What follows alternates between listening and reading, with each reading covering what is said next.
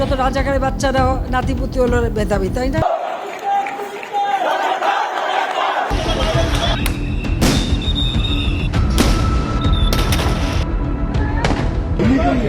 একটা আমার তো হয় একটাই যায় স্যার, বাকি যায়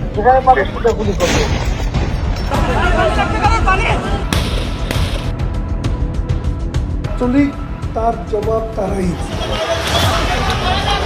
স্বৈরাচার সরকার শেখ হাসিনা 2009 সালের পিলখানা হত্যাকাণ্ড, 2013 সালের শাপলা চত্বরে হত্যাকাণ্ড এবং সর্বশেষ জুলাই গণহত্যা, আমজনতার উপর নির্যাতন।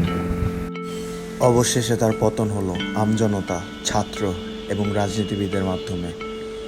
এই আন্দোলনের সর্বপ্রথম শহীদ আবু সাইদ এবং ছাত্রদলের প্রথম শহীদ ওয়াসিমা এবং আমাদের ছাত্রদলে অনেককে করা হয়েছে হত্যা এবং গুম।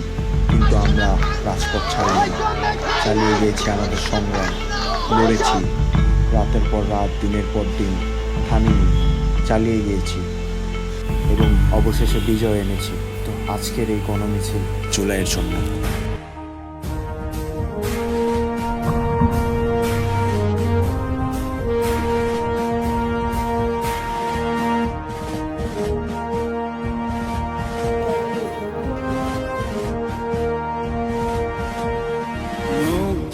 মন্দির সোপান তলে কত প্রাণ হলো বলিদান, লেখায় আছে অশ্রু জলে।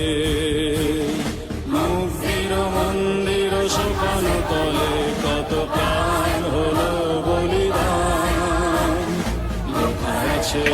এই মিছিলে কিন্তু আমরা দেখতে পাচ্ছি যে এখানকার ছাত্রদলে যারা রয়েছেন তারা কিন্তু রয়েছেন এবং এই মিছিলের অন্যতম আয়োজক কিন্তু হচ্ছে রাজা আহমেদ মিন্টু, যিনি শেরে বাংলা নগর ছাত্রদলের আহ্বায়ক। দর্শক, আপনাদেরকে যদি আরো একটু জানাতে চাই যে এই যে আয়নাঘরের যে প্রতিকৃতি, সেই প্রতিকৃতি কিন্তু এখানে তুলে ধরা হয়েছে। আপনারা দেখতে পাচ্ছেন যে দুজনকে আয়নাঘরে যেভাবে নির্যাতন চালানো হতো তার কিন্তু একটি চিত্র ফুটিয়ে তোলা হয়েছে।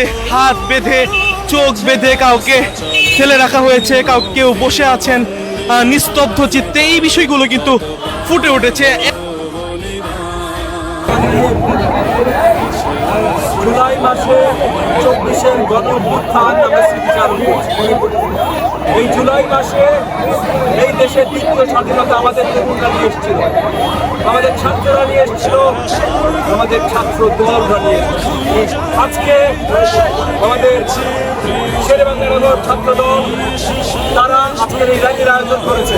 আপনারা পিছিয়ে দেখছেন, এই র্যালিতে আমাদের ব্যান্ড ছিল, অনেক কিছু প্রদর্শনী এই এলাকার জনগণের তারা একটা রিমেম্বারেন্স হিসাবে, স্মৃতিচারণ হিসেবে তারা করেছে।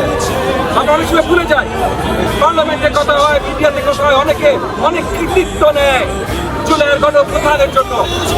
আমি পরিষ্কার বলে দিচ্ছি ভাই, জুলাই গণঅভ্যুত্থান যেমন সকল পর্যায়ের আপামর মানুষের গণঅভ্যুত্থান ছিল, রাজনৈতিকভাবে যদি কেউ অবদান রেখে থাকে সবচেয়ে বড় অবদান রেখেছে আমাদের ছাত্রদল।